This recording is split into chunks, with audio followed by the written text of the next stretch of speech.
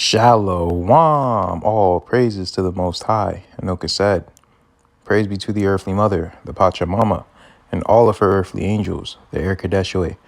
Praise be to the Holy Spirit, the Kaheh, in the name of his only begotten Son, Motsah the Lamb, unification to the nation. Okay, so me and my sister, we were just sitting here watching a lot of this garbage that Dr. Anthony Fauci has been spitting. And you know, all these people are really saying the same thing. They're playing on our ignorance, on our emotionality. You know, you got a lot of, oh, see, the white man loves us again. They loves us. And now a bunch of people are going to make so many stupid decisions because they have had their self-esteem ripped out of their chest. And now they're looking for that self-esteem from our oppressors. And this is why I don't want anything to do with the Gentile. If they want to come to me and learn from me, that's fine, but sit in the corner and shut your mouth. But I don't want any friendship. I don't want any of that unless you come with a spirit of humility. But you can only do that by showing me that you're humble. So yes, they have a lot to prove to me in these last days. Because otherwise, I want nothing to do with them. If you want to, go right ahead. All I say is my opinion and my perspective. But me, I have a different way of doing things because I don't trust them, especially now. I don't trust a lot of people, especially now, but especially them, I don't trust them. So we're going to listen to this bald-headed coon say what he has to say and ask his question, and then listen to what Fauci has to say. Peeling back that layer of the onion. The whole country has been fed misinformation and sometimes outright lies about COVID-19 and vaccination. So my first question, which is a tough question, is why should Black people trust this process? So he asks, why should Black people trust this inoculation? And I don't remember when he said it, but he pretty much exclaimed, well, Black people trust Dr. Fauci. And I'm just like, I don't consider myself Black, but nigga, you ain't asked me. I would have cursed you out. I would have said, you better get out my front door this instant.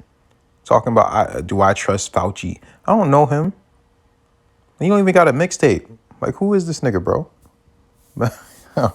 I'm just joking, but in all seriousness, why do people act like they're so important? Just because you have doctor in front of your name and you speak and you pontificate and you speak in a pretentious way, you use big words so Black people can think that you're smarter than what you are. It's all a game, man. When he's answering these questions, he's literally, saying a bunch of BS. We've compared the trials to our natural expectations, and all that really means is you don't know, but you think that they work.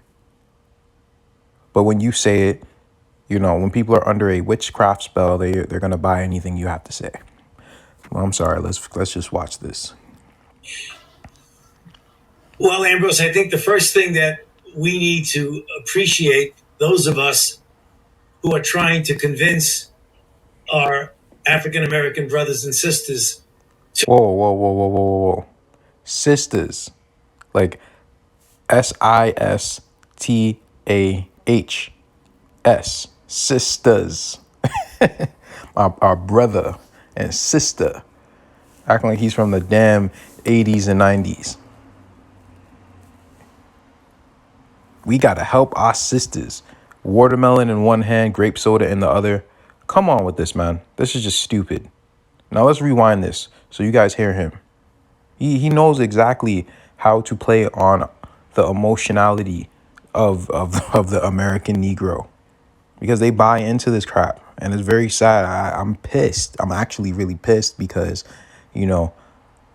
our so-called people they're very broken, and they're playing on that. It's almost like they're playing on like an insecure, boy or girl. And that they're going to jump at the sight if you ask them on a date. And then you just play around with them like that. Like, that's the type of feeling that I get. And it really does anger me. And I hope that everything that they're doing comes right back on them. And then add some sugar and spice to it. Because these people are demented. Let's listen to his sister's comment again. The first thing that we need to appreciate, those of us who are trying to convince our African American brothers and sisters to trust the process, because it's ultimately to the benefit of the life and safety of the individuals as well as your families and your entire community. So he's pretty much saying, well, you should want this vaccine because we're really doing this for your benefit.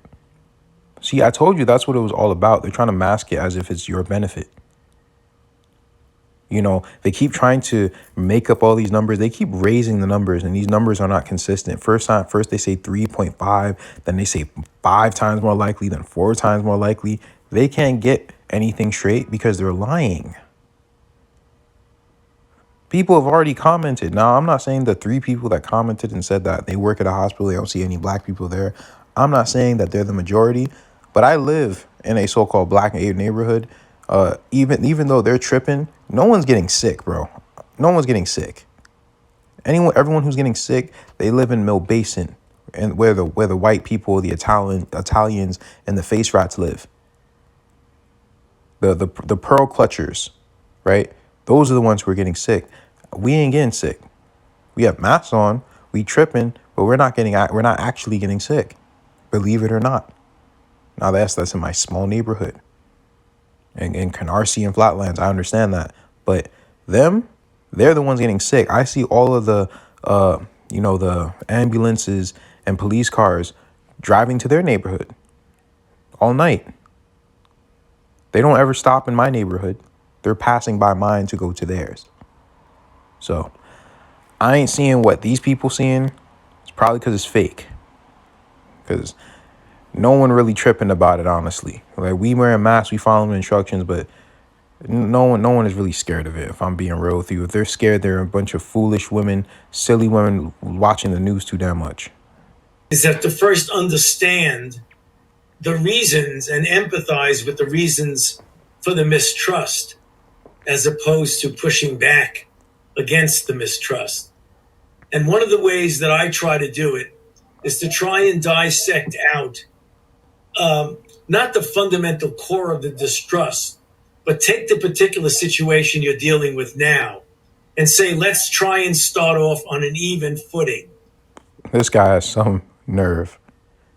So all the times that you have been pretty much doing experimentations on us, injecting us with diseases, now you're saying, well, let's start over. Well, all those times were different. This is different now. Okay. People actually believe this. Shalom. People actually believe this. Let's go to Joe Biden. COVID-19 is more than 285,000 dead Americans because of COVID-19 and counting. Last week, COVID-19 was the #1 cause of death in America. For Black, Latino, and Native Americans, This is incredible, man. This is incredible. The reason why it's incredible is because Native Americans are 1% of the population. No one meets them, especially in not cosmopolitan areas like New York City. I've never even met a Native American in New York City. Well, one who lives on a reservation and goes by that racial classification. I've never met one. Of course, we meet them all the time because that's who we are. But I'm talking about the ones who actually live on reservations. You don't meet them in the big cities like that. You don't. So I'm wondering, how are they getting all this data about all the ones that are dying? Where are they getting it from? How are they a threat if they're not really among the population? Why are they even worth mentioning if they're so minute? Well, they're worth mentioning because they must be a part of some similar demographic that the blacks, quote unquote, and the Latinos are a part of. And they're not talking about the white Latinos. They're talking about the Latinx. What they're really talking about are the natives who don't go by the title Native American. When they're talking about Latinx, talking about the brown Hispanics or the ones who have a lot of native blood and native ancestry. So that's what they're talking about. This is all an agenda. You know, they didn't mention Asians, they didn't mention East Indians, they didn't mention Africans or anything like that. No, they're being very specific about what populations they're targeting. Because anyone, you know, who's from Africa, you know, there's a good West African population in DC and things like that, but the rest of them, they're actually just Hamites. And when they go to Africa, then they'll test in like Bantu tribes and things of that sort. So they know exactly who they're targeting. They know who they're targeting. Let's go to this real quick, just so I can show you. According to them, because we know that these populations, these percentages are BS, but according to them, they're 1.3% of the population. Yet they're such high risk and they're such a threat. And we need to get them inoculated. Doesn't make any sense, man. But it does make sense, because I'm about to tell you why it makes sense. The reason why they're not running up in our cribs, because, you know, Big Levi, he was like, well, you know, how come they're not just running up on us? Well, they can't, because the Most High is with us. And even though much of our people haven't repented, he's against them.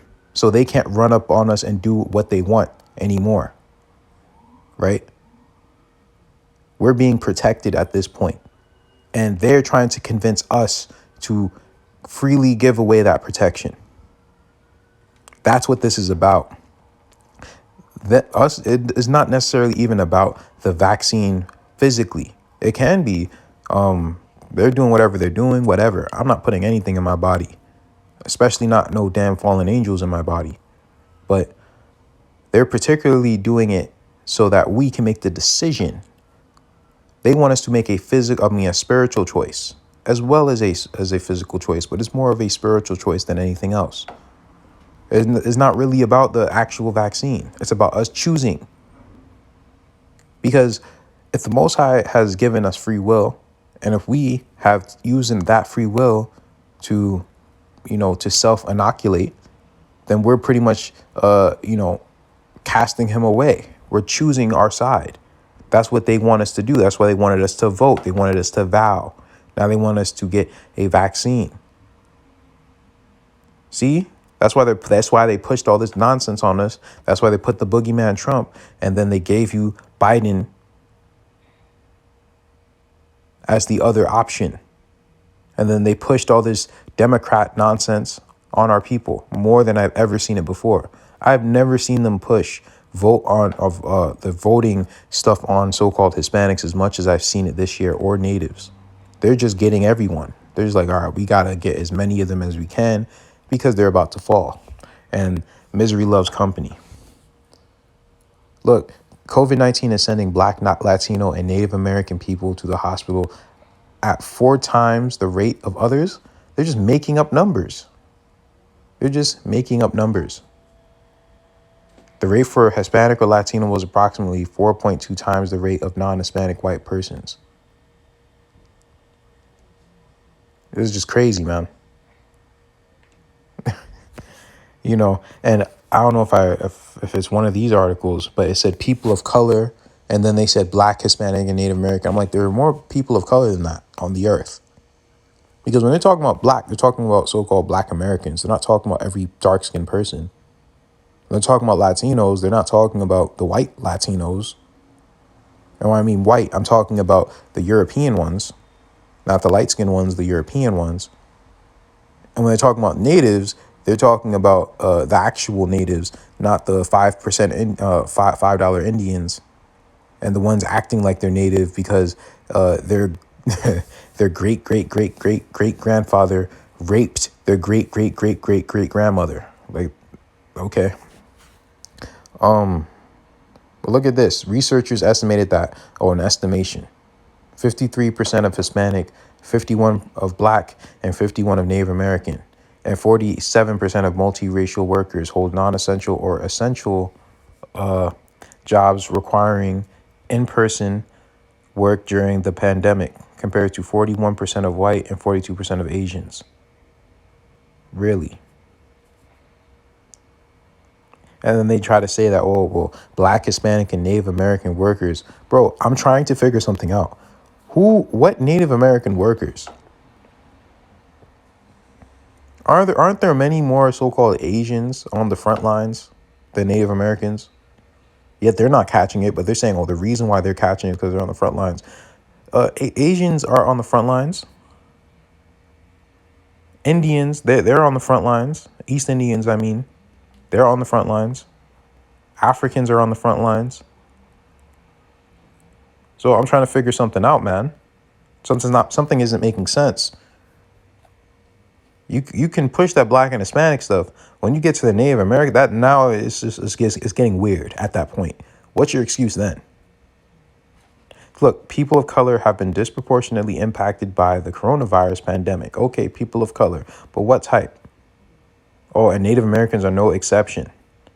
According to the Centers for Disease Control and Prevention, American Indian and Alaskan Native people are 5.3 times more likely than white people to be hospitalized. What? Do you know how much 5.3 is?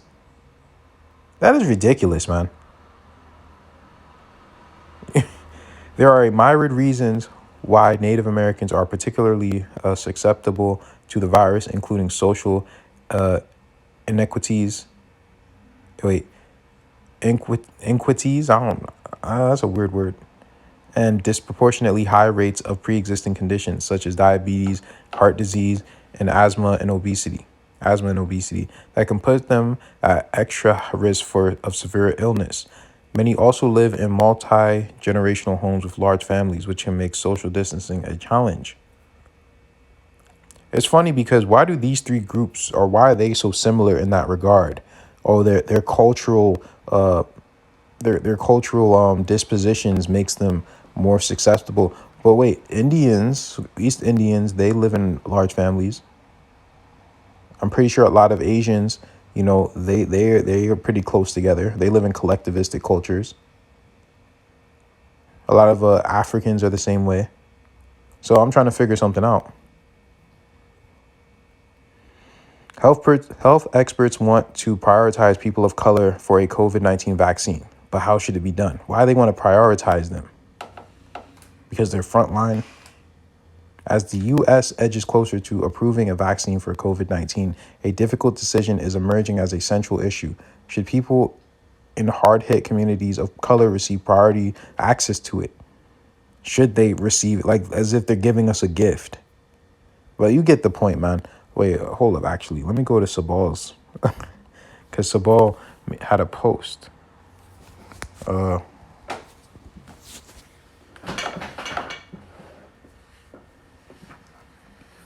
Look, we especially need communities of color to sign up. Why? Because Black, Hispanic, and Native Americans are several times more likely to get sick, have complications, and die from COVID-19 than white Americans. But few are participating in clinical trials for vaccines and treatments. So we need you to volunteer. People of color are way more than those three demographics. So why are they targeting them? Why do you think? Don't take the vow, don't take the vac, and trust in the Most High. May peace be with you. Selah.